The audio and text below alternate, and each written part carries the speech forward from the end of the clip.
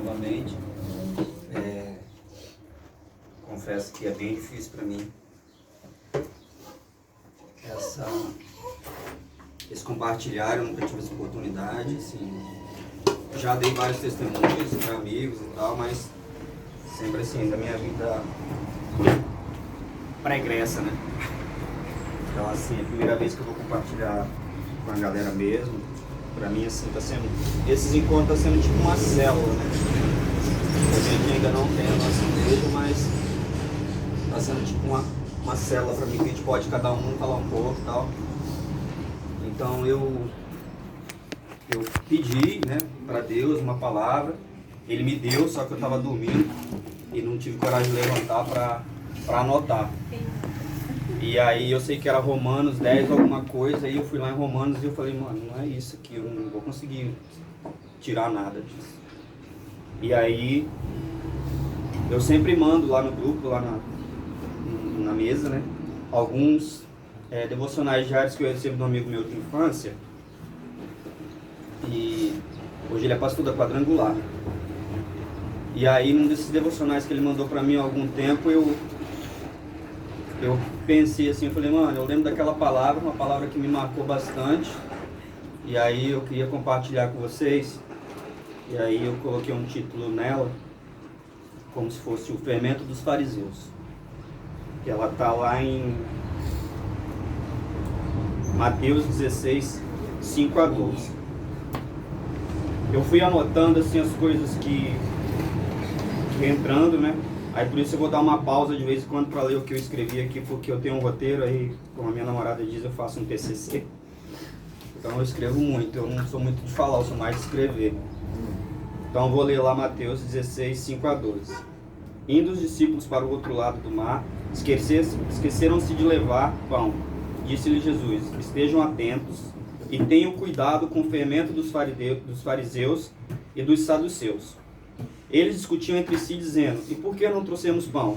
Percebendo a discussão, Jesus lhe perguntou, homem de pequena fé, por que vocês estão discutindo entre si sobre não terem pão? Ainda não compreenderam? Não se lembram dos 5 pães para os 5.000 e de quantos cestos vocês recolheram? Nem dos 7 pães para os 4.000, de quantos cestos vocês recolheram? Como é que vocês não entenderam que não era pão que eu estava lhe falando? Mas tome cuidado com o fermento dos fariseus e dos saduceus. Então entenderam que não estava lhe falando e dizendo que tomasse cuidado com o fermento de pão, mas com o ensino dos fariseus e saduceus. Como a gente sabe, naquela época, né, Jesus era muito perseguido pelos fariseus, pelos saduceus, e eles eram pessoas religiosas, né? Eles tinham uma religiosidade. Então, no contexto que a gente tira dessa passagem, que eu tirei, né, é que tipo assim, eles estavam brigando porque eles tinham levado um pão só. E eles tinham atravessado de um lado para o outro lado da Bahia, discutindo entre si que lá tinha bastante pão e eles trouxeram só um. Aí começaram a querer um culpar o outro. E Jesus falou, meu irmão, vocês estão brigando por causa de pão? Quem foi que multiplicou aqueles pães lá atrás? Fui eu. Então eu trago para nossa vida real, né? Porque assim, eles estavam dentro do barco com um cara que multiplicou. Então, se tinha um pão, ele poderia multiplicar de novo ali. Tá entendendo? Então, às vezes, na nossa vida, a gente está batendo na mesma tecla, né? Querendo uma resposta de Deus, querendo uma resposta de Jesus, sendo que ele está ali do lado, como o Aleph acabou de falar. Ele levantou, estava caminhando, só que ele colocou ele no colo. Então, às vezes, a gente precisa disso para nossa vida diária, né? Então, Jesus interviu eles das seguintes maneiras. Como é pequena a vossa fé, né? Vocês estão discutindo por causa do pão. E Jesus era o suficiente para multiplicar, né? Então a gente tem colocado Jesus no nosso pão diário, entendeu? Porque nós devemos tomar cuidado com fermentos. Quais são os tipos de fermentos para a nossa vida que tem nos inflado? Nosso orgulho, nossa soberba, entendeu? Então, tipo assim, Jesus queria mostrar para ele que não era o fermento em si, que é o pecado. Ele usou do modo pejorativo que o fermento, que ele estava querendo dizer, eram as maneiras que os fariseus lidavam com as pessoas naquela época. Porque naquela época, por exemplo, eles iam na casa das viúvas, orar com as viúvas, orações fortes, só que eles saqueavam as viúvas, ele pegava as coisas, as despensas das viúvas. Eles ficavam em esquinas fazendo jejum com o semblante caído, para a pessoa passar, nossa, olha só como eles são. Então eles viviam a religiosidade.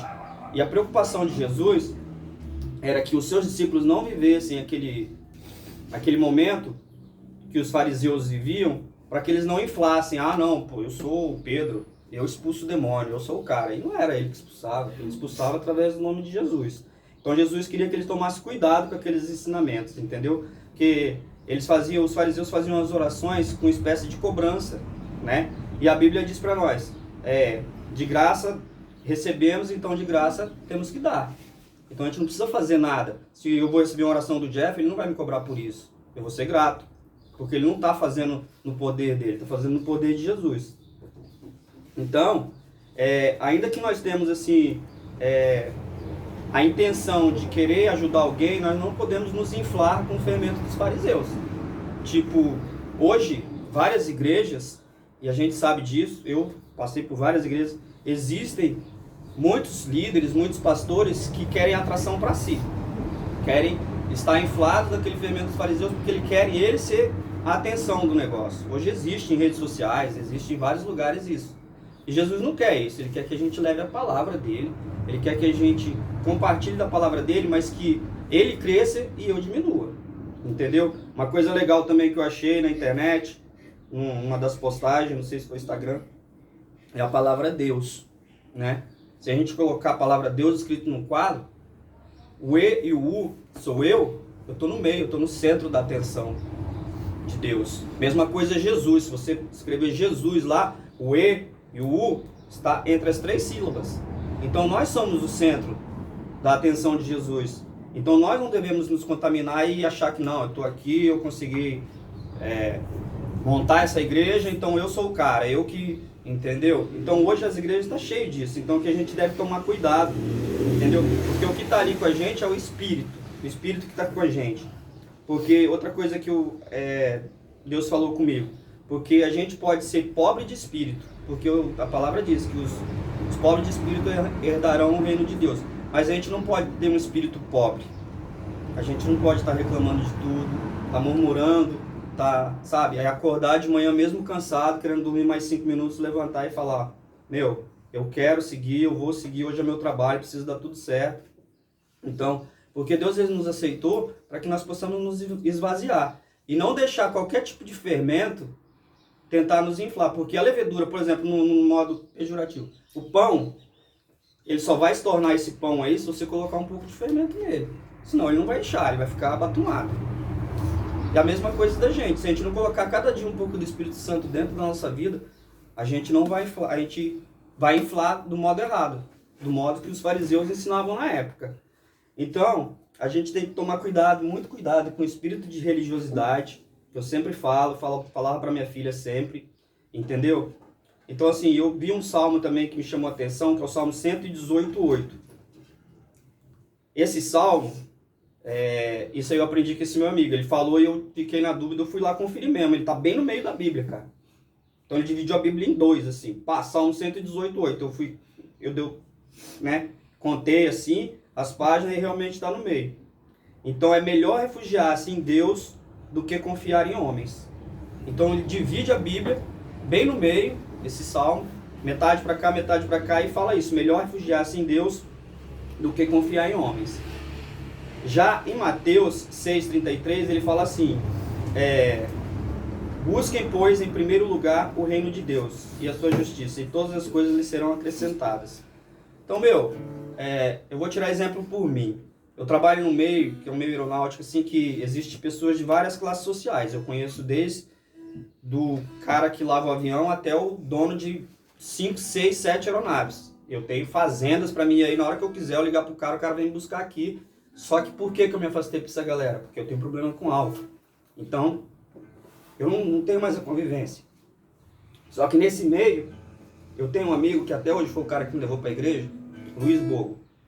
Ele tem um avião aqui no CAEP, no Grupo de Aeronaves Experimentais, que é um cara, se eu falar para ele agora, Luizinho, você tá no CAEP? Tô levando uma galera da igreja aí, dá para você dar um rolê com cada um? Ele vai falar, tá. Foi um cara que me pegou lá no CAEP, finais de semana, sábado e domingo, os caras me chamavam pra lá, e lá são vários hangares, e todos os hangares tem churrasco, tem bebida, tem moda de viola, tem funk, tem o que você quiser, é uma balada. Pra onde você andar, você anda com um copo de cerveja na mão. Então ele me encontrou numa situação lá e falou assim, cara, você precisa de Deus. E ele orou pra mim, e é um cara super rico, cheio da grana, e me levou pra igreja, pra Nova Aliança.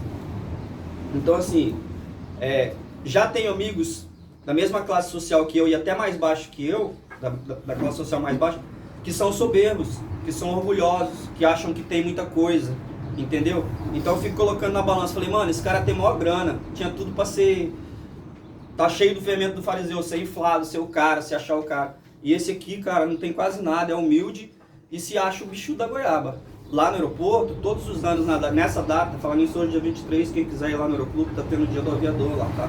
Então tem food truck, tem voos panorâmicos que vão sortear. Já fiz a propaganda, tá bom, volta. Aí, então assim, no meio aeronáutico lá do aeroporto, dia 20 é dia do controlador de tráfego aéreo. Eu não sou controlador de voo, eu trabalho na sala de plano de voo. Só que eu, através desse contato dessa galera toda rica, eu conseguia todos os anos fazer uma festa assim, top, que era barris e barril de chopp, carneiro, era um negócio mirabolante. Em fazendas, os caras vinham buscar a gente de avião, levava, outros iam de ônibus. Só que aí teve um amigo meu que chegou pra mim e falou assim, Peixinho, meu apelido lá é Peixinho, fiquei chateado com a situação que o controlador veio falar pra mim. Eu falei, por quê, cara? Ele falou assim, que você é muito bacana e tal, que você é descolado, você consegue tudo que você quer através da galera aí e tal. Só que ele falou que você é muito metido. Eu falei assim, e eu, cara? Mas como assim? Não sei, cara, eu também não entendi.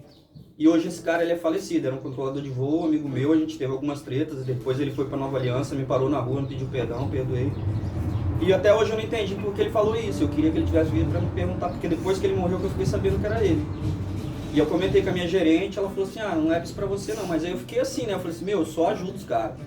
Inclusive eu arrumava confusão com os caras do meu próprio setor, porque os caras falavam, velho, você não é controlador de voo, mas você faz a festa dos controladores de voo e não faz a festa dos operadores de estação aeronáutica. Eu falei, cara, é a mesma coisa, navegação aérea, todo mundo junto, para com isso, é porque controlador de voo tem mais e tal.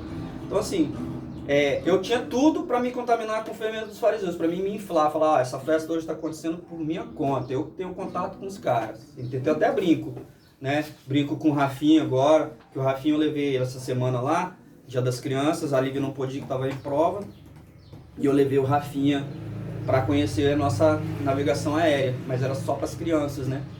E aí, levei eles vários setores, no radar, na torre, na meteorologia, na minha sala e tal. Aí ele falou, o que você faz aí? Eu falei, nada.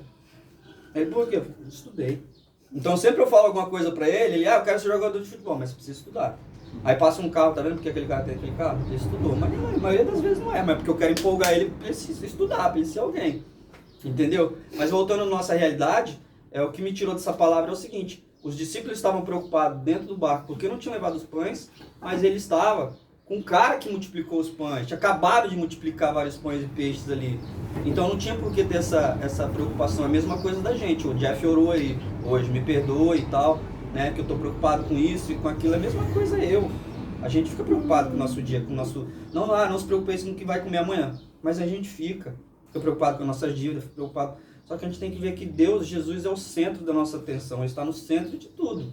Então eu não vou me inflar, não quero me inflar com o fermento, com a levedura que vem da época dos fariseus, tirando para a nossa realidade hoje, porque eu tenho um carro melhor, porque eu tenho uma casa melhor, porque isso não é nada meu. É Deus que me deu. Ele me falou assim, usa aí, depois daqui a pouco não é mais seu. Ele pode me tomar. Amanhã ele pode, sei lá, fazer outra coisa e mudar a minha vida. Mas eu sou sempre grato. Então é isso que eu queria deixar para vocês, que a gente não nos infle dos fermentos dos fariseus, achando que tudo que a gente tem, tudo que a gente faz, tudo que a gente pode, onde a gente está, nossa posição social, seja ali por conta da gente, do fermento que a gente nos inflou. Não, é por conta de Jesus. Beleza?